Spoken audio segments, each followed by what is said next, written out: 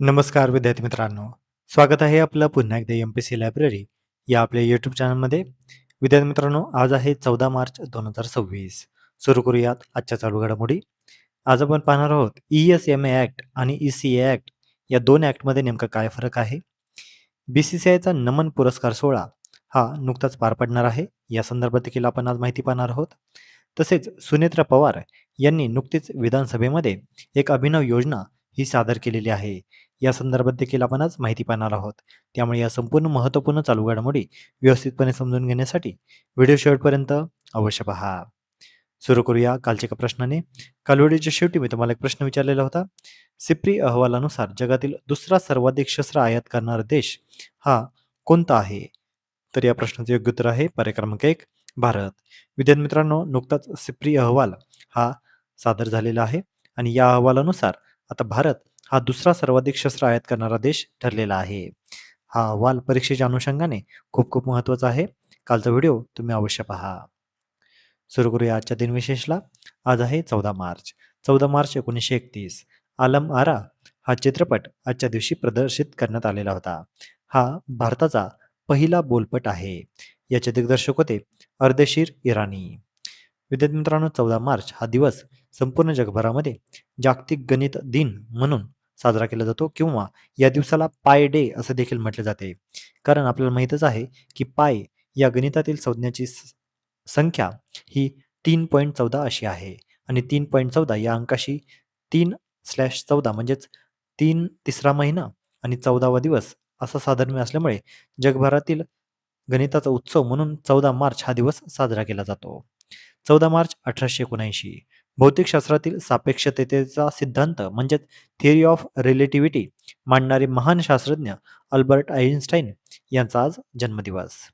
14 मार्च 2018 इंग्रजी सैद्धांतिक भौतिकशास्त्रज्ञ, विश्वशास्त्रज्ञ आणि लेखक जे सिद्धांत कॉस्मॉलॉजी सेंटर फॉर रिसर्चचे डायरेक्टर होते अशा स्टीफन हॉकिंग यांच्या आजच्या दिवशी निधन झालेले होते.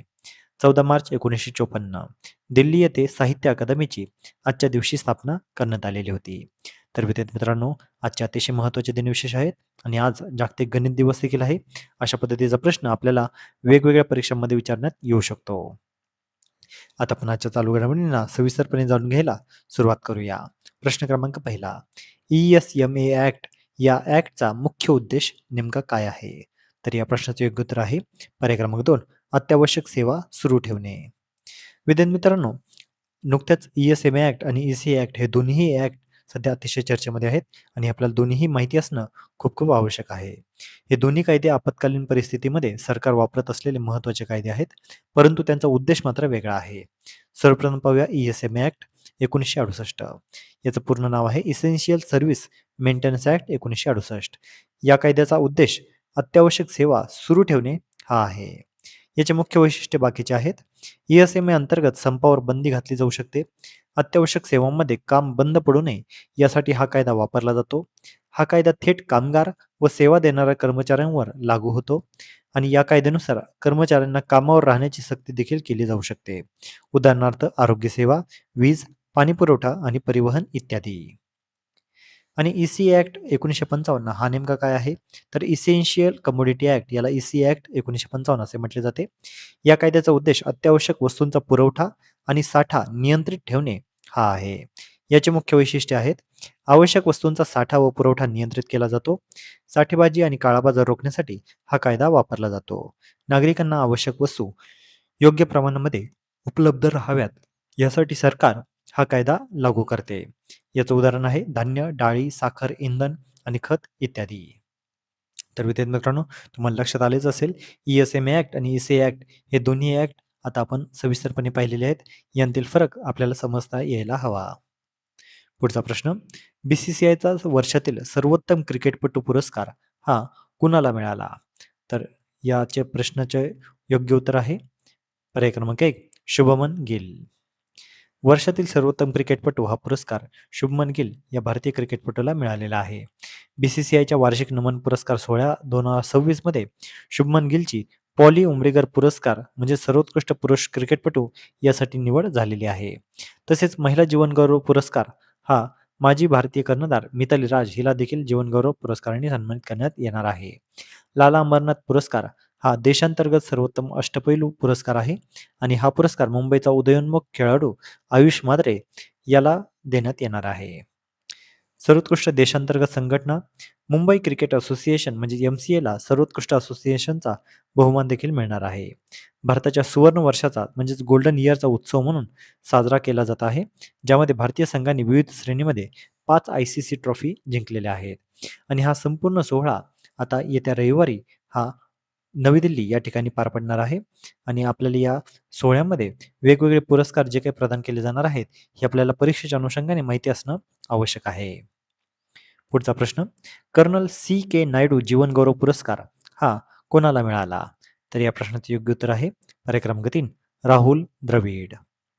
तर आता हा जो BCCIचा नमन पुरस्कार सोहळा आहे हा 15 मार्च रोजी पार पडणार आहे आणि भारताचे माजी कर्णधार आणि विश्वविजेते प्रशिक्षक राहुल द्रविड यांना प्रतिष्ठेचा कर्नल C.K. नायडू जीवनगौरव पुरस्कार हा मिळालेला आहे. राहुल द्रविड यांची कारकीर्द थोडक्यात पाहूया. भारतीय क्रिकेट इतिहासातील महान फलंदाजापैकी ते एक आहेत.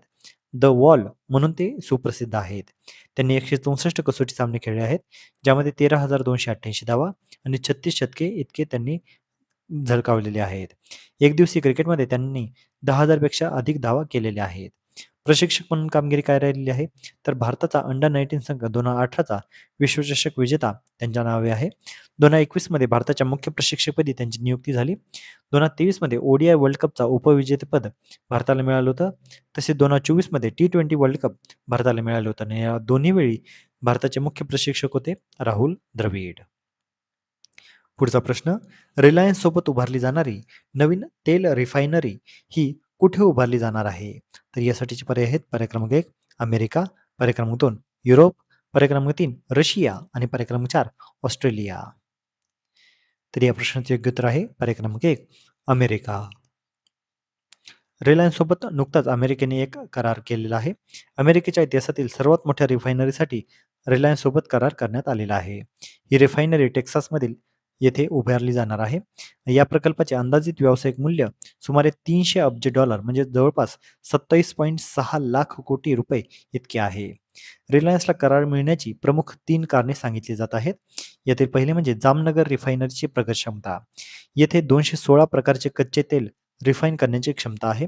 निल्सन कॉम्प्लेक्सिटी इंडेक्स यानुसार जामनगर रिफायनरीला 21.1 गुण आहेत, जे संपूर्ण जगातील सर्वाधिक आहेत. अमेरिकेची सरासरी आहे 10 ते 12. जगातील सर्वात मोठा रिफायनरिंग कॉम्प्लेक्स म्हणजेच जामनगर प्रकल्पाची क्षमता 12.4 लाख बॅरल प्रतिदिन इतकी आहे. त्यामुळे रिफायनरी उभारण्याचा मोठा अनुभव रिलायन्स मागे आहे. अमेरिकन रिफायनरीज मर्यादित म्हणजेच अमेरिकेतील अनेक रिफायनरीज जड व उच्च सल्फरयुक्त तेलासाठी बनलेल्या आहेत. लाईट शेल ऑइल प्रोसेसिंगमध्ये याला मर्यादा आहेत. आता यामुळे या रिलायन्स आणि अमेरिका या दोन मधील जी काही डील झालेली आहे, यामुळे अमेरिकेला भरपूर फायदा होणार आहे. देशांतर्गत इंधन पुरवठा व ऊर्जा सुरक्षा याद्वारे मजबूत होणार आहे. टेक्सासमध्ये हजारो रोजगार निर्मिती देखील होणार आहे. भारत आणि रिलायन्ससाठी काय फायदे होणार आहेत? तर रिलायन्सची जागतिक ऊर्जा क्षेत्रातील ताकद वाढणार आहे. पुढील 20 वर्षांसाठी सप्लाय चेनवर मजबूत नियंत्रण देखील रिलायन्सला मिळणार आहे. भारत अमेरिका ऊर्जा व धोरणात्मक संबंध याद्वारे अधिक मजबूत देखील होणार आहेत. पुढचा प्रश्न, महिला कर्मचाऱ्यांसाठी जाहीर केलेली प्रसूती रजा किती दिवसांची आहे? तर या प्रश्नाचे योग्य उत्तर आहे पर्याय क्रमांक 4 180 दिवस. सुनेत्रा पवार यांनी नुकतीच एक अभिनव योजना ही घोषित केलेली आहे. त्यांनी केलेल्या पहिल्याच भाषणामध्ये महिलांसाठी खास सवलत देखील आहे. सुनेत्रा पवार यांनी आपल्या पहिल्याच भाषणात महिला शासकीय कर्मचाऱ्यांसाठी महत्त्वाच्या सुविधा जाहीर केल्या. त्यातील पहिली आहे लवकर या लवकर जा. ही एक अभिनव संकल्पना आहे. मुंबई महानगर क्षेत्रातील महिला शासकीय कर्मचाऱ्यांसाठी नवीन सुविधा ही असणार आहे. सकाळी 9:15 ते 9:45 या वेळेमध्ये कार्यालयामध्ये लवकर हजर होण्याची मुभा महिला कर्मचाऱ्यांना असणार आहे. जितक्या मिनिटांनी लवकर याल तितक्याच मिनिटांनी लवकर निघता येणार आहे आणि ही सवलत कमाल 30 मिनिटापर्यंत लागू असणार आहे. यामुळे मुंबईतील पीक आवर गर्दीपासून महिलांना दिलासा देखील मिळण्यास मदत होणार आहे. दुसरी महत्त्वाची योजना आहे मातृत्वाचा सन्मान. महिला कर्मचाऱ्यांना 180 दिवसांची प्रसूती रजा आता मिळणार आहे आणि रजेनंतर वैद्यकीय कारणांसाठी 1 वर्षापर्यंत अर्धवेतन रजा देखील महिलांना मिळणार आहे. या रजेसाठी वैद्यकीय प्रमाणपत्राची आवश्यकता देखील असणार नाही. या निर्णयामुळे महिलांना कुटुंब आणि नोकरी यामधील समतोल साधणे अधिक सोपे होणार आहे. तर विद्यार्थी मित्रांनो, या होत्या आजच्या चालू घडामोडी. आजच्या महत्त्वपूर्ण चालू घडामोडीवर आधारित मी आता एक प्रश्न विचारणार आहे, ज्याचं उत्तर तुम्ही सर्वांनी आता कमेंटमध्ये द्यायचं आहे. लाला अमरनाथ पुरस्कार देशांतर्गत सर्वोत्तम अष्टपैलू हा पुरस्कार कोणाला मिळालेला आहे? तर यासाठीचे पर्याय आहेत: पर्याय क्रमांक 1 पृथ्वी शॉ, पर्याय क्रमांक 2 सरफराज खान, पर्याय क्रमांक 3 यशस्वी जायस्वाल आणि पर्याय क्रमांक 4 आयुष म्हात्रे. तर विद्यार्थी मित्रांनो, तुम्ही सर्वांनी आता या प्रश्नाचं योग्य उत्तर कमेंटमध्ये द्यायचं आहे. जे कोणीही विद्यार्थी या प्रश्नाचं योग्य उत्तर कमेंटमध्ये देतील त्याच्या कमेंटला नक्कीच लाईक देखील देण्यात येईल. तर विद्यार्थी मित्रांनो, या होत्या आजच्या चालू घडामोडी. तर अशाच अधिकाधिक इन्फॉर्मेटिव्ह कंटेंटसाठी आपल्या MPSC लायब्ररी या यूट्यूब चॅनलला सबस्क्राईब करायला अजिबात विसरू नका. धन्यवाद.